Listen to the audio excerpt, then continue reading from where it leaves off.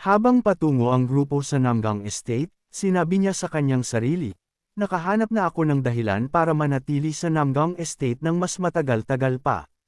Samantala, katatapos lang ni Deseo sa kanyang laban, hawak ang kumikalam na sikmura. Grabe, gutom na ako. Ang isang serving ng bibimbap na may wild greens ay wala man lang nagawa. Bigla, isang boses ang tumawag, nakakuha ng kanyang atensyon. Brother Deseo, lumingon siya, nagulat. Oh, sino ba ang narito? Tama, si Yong-an. Sumasali ka rin pala sa Four Kings tournament na ito. Kinamot ni Yong-an ang kanyang ulo nang may pagkahiya at sumagot. Oo, hindi ko rin sigurado kung paano ito nangyari. Pinagmasdan ni Deseo ang binata sa harap niya, ang kanyang isip ay naglalakbay pabalik sa nakaraan. Yong-an, ang tagapagmana ng Mount Hua Sect at ang tanging kaibigan ko mula sa nakaraan kong buhay.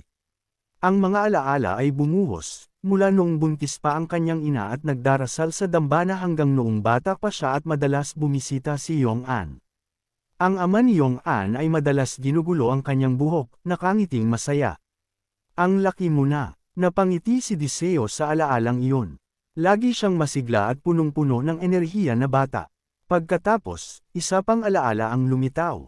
Akala ko lagi siyang magiging isang Taoist priest, gaya ng kanyang master. Pero nang ang master ni Yong-an ay naging pinuno ng sekta, siya ang itinalagang kahalili.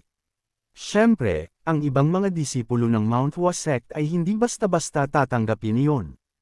Pero ang lahat ng galit na iyon ay naglaho sa harap ng kamangha-manghang galing ni Yong-an sa espada. Ngunit hindi nagtagal, nagkaroon ng malubhang pagbabago.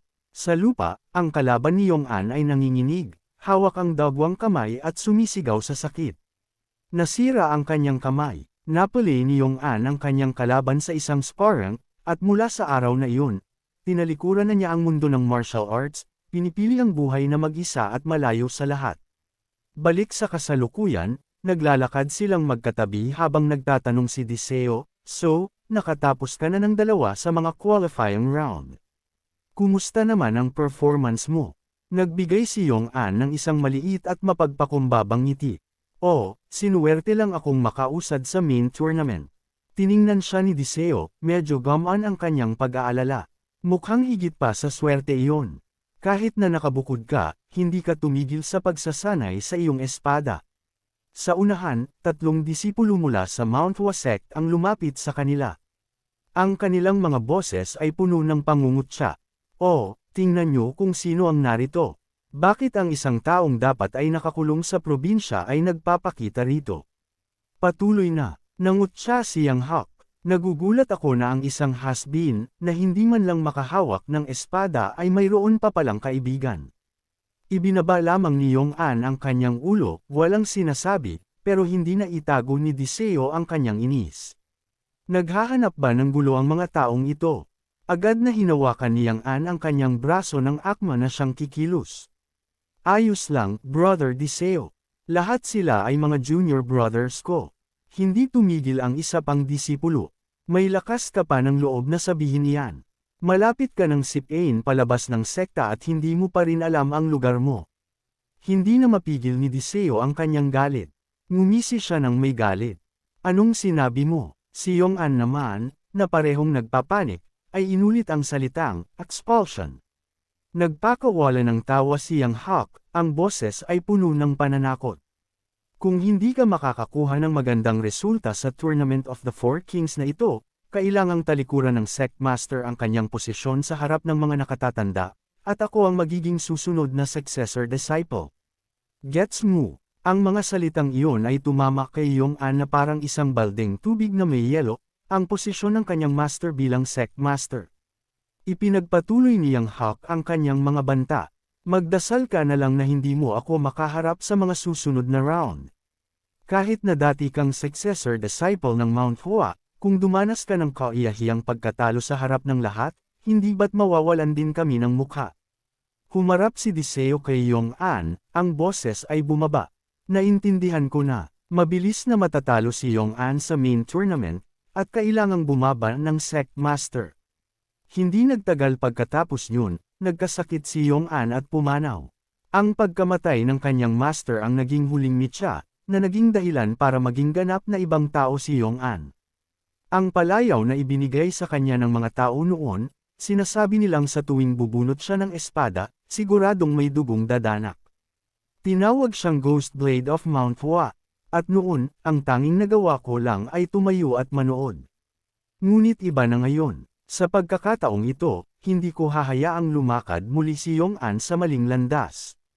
Lumapit si Deseo at nagtanong, nasaan na ang matandang Daoist Master ngayon? Lumingon si Yong-an, nagulat. Ang master ko, paliwanag niya, malamang ay nasa Mount Hua Sect residence siya.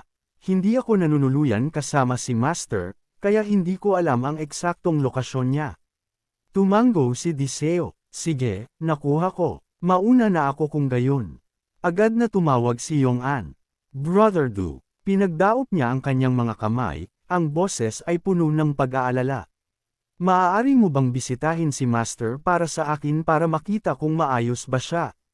Napangiti si Deseo, itinaas ang kamay bilang palm. Plano ko na talaga iyon.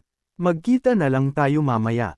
Naisip niya sa sarili, kung masyadong nag-aalala ang batang ito, bakit hindi na lang siya ang pumunta sa master niya? Isang imahe ng isang lalaking humahaplos sa kanyang balbas ang lumitaw sa isip ni Deseo, ang boses ay mahiwaga. Ngayon naman, puntahan na natin at kausapin ng sandali ang matandang Daoist Master. Sa Namgang Estate, isang malakas na sigaw ang umalangaw-ngaw. Saan ba sa mundo siya naruroon? Hawak ni Deseo ang isang balot ng mga gamit, ang boses ay puno ng pagkadismaya. Seryoso, masyadong malaki ang Namgang Family Estate na ito. Inaabot ng isang buong araw para lang makahanap ng isang tao. Bigla, isang boses ang nagsalita. Ito ang tirahan ng Mount Hua Sect. Bakit napakaingay? Sa kanyang gulat, ang mismong taong hinahanap niya ay nakatayo sa tabi ng Lotus Pond. Matandang Daoist Master, bulalas niya. Ang lalaking nakakita sa kaguluhan ay nagsalita at nagtanong, sandali lang. Parang may kulang. Pagkatapos ay nagpatuloy siya sa pagtatanong. At sino ka naman? Biglang naalala ni Deseo ang isang alaala mula sa kanyang pagkabata. Kaya sumagot siya, ako si Deseo. Nagkita tayo minsan bawat taon sa nursery. Hinaplos ng matandang Daoist ang kanyang balbas at nagpakawala ng isang masayang tawa. Ah, tama nga iyon. Hindi ko kailanman naisip na ang munting batang iyon ay lalaking ganito kalaki. Pagkatapos ay nagtanong siya, na may halong hinala sa boses. Pero anong nagdala sa iyo rito? Ang young master ng Angkang Namgang ay hindi maaaring magkaroon ng ganito karaming libreng oras, hindi ba? Itinaas ni Deseo ang bagay na hawak niya at ipinaliwanag, dahil po rito, sir.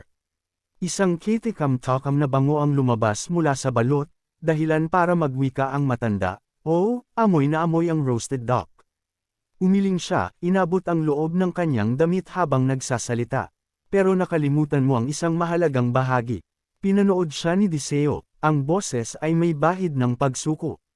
At ano naman po iyon? Agad na naglabas ang matanda ng isang prasko ng alak, isang tusong ngiti ang kumalat sa kanyang mukha.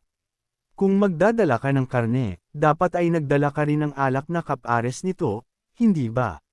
Nagulat si Deseo, nakatingin sa prasko at nagprotesta. Kahit na sinasabi nilang ang mga Daoist ng Mount Hua Sect ay hindi umiiwas sa mga makamundong bagay, bilang pinuno ng sekta, malamang ay hindi ka dapat umiinom. Binuksan lamang ng matandang Daoist ang prasko, iniling ang ulo pabalik, at nagpaliwanag, makinig ka, bata. Nagsisimula ang lahat sa pagtanggap sa tinatawag na impure things ng mundo. Upang maging isang tunay na Daoist, dapat mong kayang humawak ng alak. Isang imahe ng isang magandang babae at mga tumpok ng pilak na barya ang dumaan sa kanyang isip kasama ang kanyang mga salita tungkol sa pagtanggap sa mga babae at paghawak ng yaman. Patuloy ng matandang master, iniisip ko nga kung gaano kabagot ang uminom ng walang ninunguya. Bilasan mo at dalhin mo na ang karneng iyon dito. Sumama ang mukha ni Deseo, iniisip sa sarili, ang pinakamalakas na Daoist sa Central Plains. Yeah, right. Isa lang siyang matandang manloloko. Matapos nilang ubusin ang roasted duck, nakipagkwentuhan ang matanda kay Deseo. By the way, kapag ngumingiti si Yong-an, ang kanyang dimple ay lumilitaw lang sa isang panig ng kanyang mukha. Hindi pinansin ang ngayoy nakatulog ng lasing na si Odiseo, ang matandang Daoist ay tumingin sa direksyon ng Trovian Estate, bumubulong sa sarili, tunay na kaibig-ibig. Pagkatapos ay bumaling siya sa natutulog na si Odiseo at nagsalita ng pabalang. Hoy, hindi ba't sinabi mong may kailangan kang sabihin sa akin? Kung matutulog ka lang, bumalik ka na sa sarili mong estate at doon mo gawin. Gumumam si Odiseo sa kanyang pagkahilo. Sandali na lang. Bigla, hinawakan ng matanda ang kanyang dibdib at nagpakawala ng isang pinitpit na daing ng sakit, ang kanyang buong katawan ay nanginginig.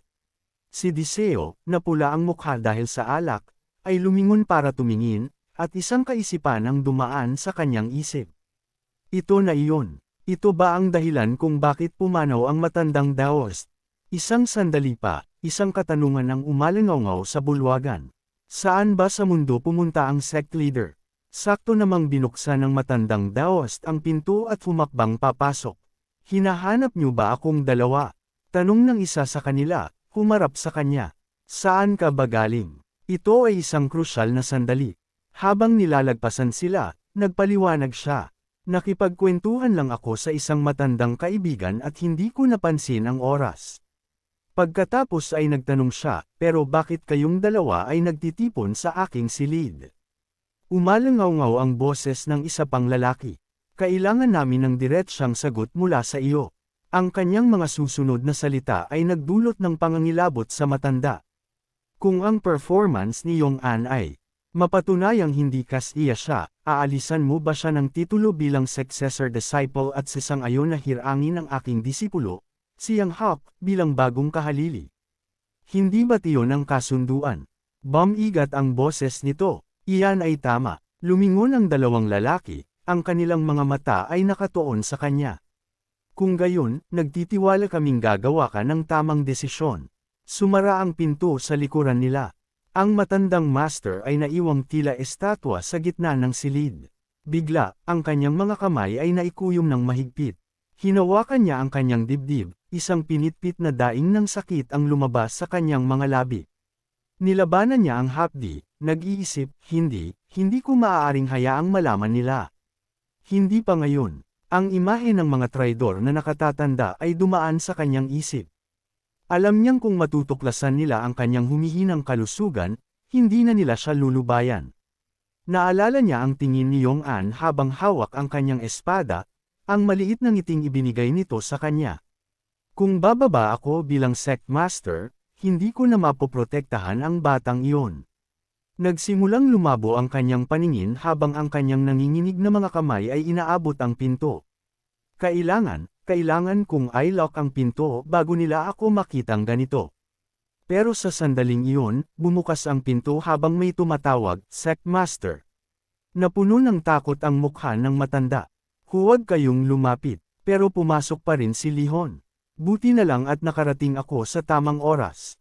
Nag-aalala ako na baka ang batang iyon ay gumagawa na naman ng kanyang mga kakatwang hiling. Bumagsak ang matandang master, nagtatanong bago tuluyang mawala ng malay, sino ka? Sumugod si Lihon para saluhin siya, nagtatanong, ano ba sa mundo ang ginawa sa iyo ng Mount Hua Sect?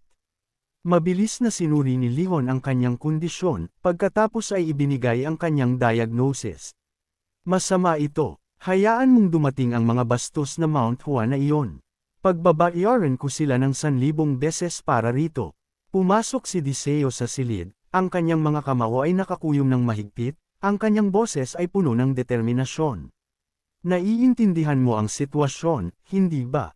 Kailangan mo siyang iligtas, sumagot si Lihon, puno ng kompetensya. Ipagkatiwala mo lang ang lahat sa pamilyang Han. Tiningnan niya si Odiseo at tumawa ng bahagya, naniningkit ang mga mata. Makinig ka, bata, wala pang isang tao sa mundong ito na hindi ko kayang iligtas. Dahil doon, lumabas si Odiseo. Nagpakawala siya ng isang mahabang buntong hininga. Salamat naman at nalutas na ang isang problema.